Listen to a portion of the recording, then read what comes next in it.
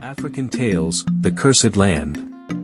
In a small village nestled deep within the high mountains, a man named Sila returned to his birthplace. He came with his wife and his ailing father, an old man who had once left the village in search of a better life. But after Sila's mother passed away, the father's health declined, and his final wish was to go back home. Not long after their return, the old man died, leaving Sila heartbroken and lost. For many days Sila mourned. But eventually, his wife reminded him that grief alone could not feed them. They needed money to survive. Sila was strong and courageous, but he had only one skill: farming. He began working in the fields of one of his father's old friends. Days turned into weeks, and he accepted his humble life. Yet each evening, as Sila walked back home, he passed a vast, barren land. He grew curious and asked the villagers about it. To his surprise, no one claimed it. No one knew its owner. People called it the Devil's Land. They whispered stories, that it was cursed, haunted by spirits and demons.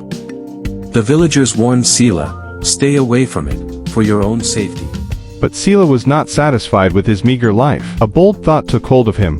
Why not cultivate that land? What could possibly happen? He did not believe in their superstitions. So one morning, he carried his tools, food, and water, and walked to the barren field. He marveled at its vastness, at the stream running beside it. He knelt, lifted the soil in his hands, and smiled.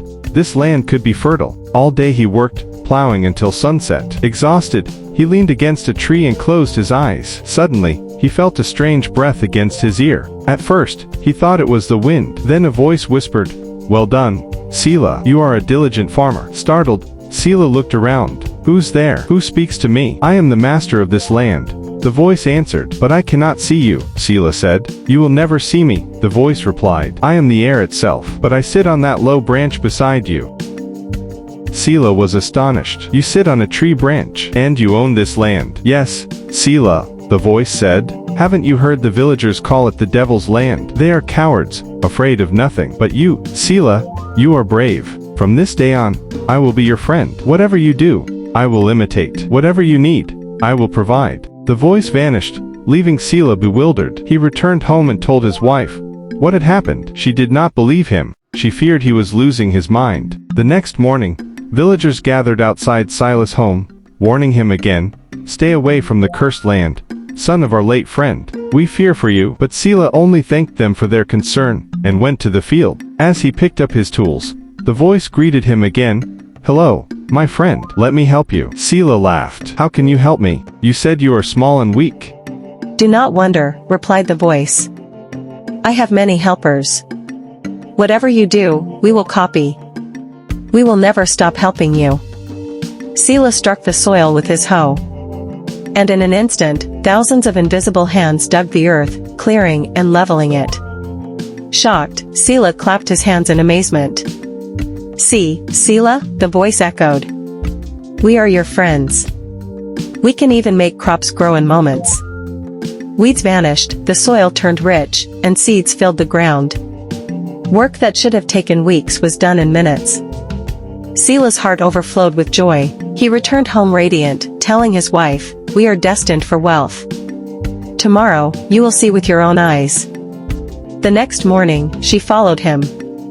But when she heard the spirit's voice whisper in her ear, "Welcome, wife of my brave friend," she froze in terror and ran back to the village, warning everyone that her husband was dealing with devils. Some villagers mocked her. Children began taunting Sila as the devil's friend.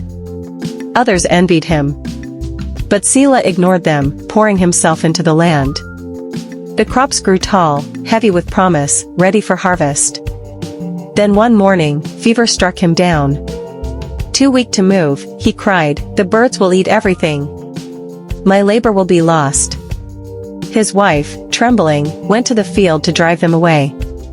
She picked up a stone and threw it at the birds. And instantly hundreds of stones rained down from nowhere, scattering the flocks. Exhausted and thirsty, she broke a single stalk of corn to sip its juice. And suddenly thousands of stalks snapped across the field. When Sila arrived and saw the ruin, he collapsed in despair. In his rage, he struck his wife. And at once, countless invisible slaps fell upon her, beating her until she fled from the cursed land. The voice returned, "Your wife is innocent, Sila. She broke only one stalk. We merely imitated her, as we imitate you." Realization struck him like lightning. "You cursed fool!" Sila shouted. "You made me harm the woman I love. May God curse you and this land." But the spirit only laughed. "If you strike yourself, we shall help you too." Invisible hands turned against him, slapping his face, tearing out his hair until he was left bald and broken. Screaming, Sila fled the land. The villagers and children watched and laughed, calling after him, "The cursed bald man." Moral of the story: true success comes only from relying on God and on your own honest effort. Depending on others, or on false shortcuts, leads only to ruin.